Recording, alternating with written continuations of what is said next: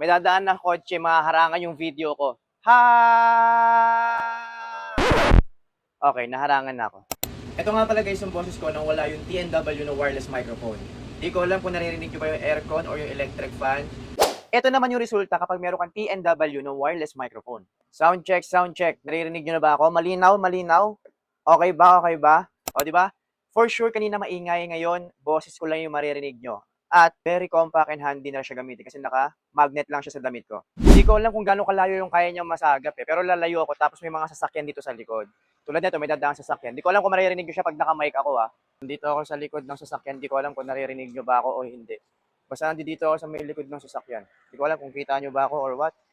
Nandito ako. Hello, nandito ako. Hindi ko alam kung rinig nyo ba ako o ewan. So dahil dyan, pwede rin siya sa Android.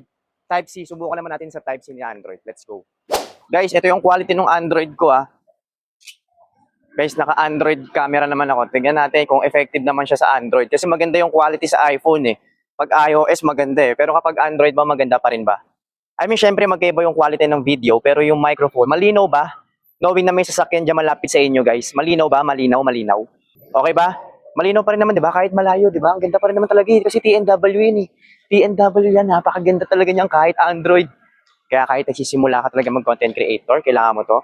Nandiyan dyan sa Yellow Basket, mag-check out ka na.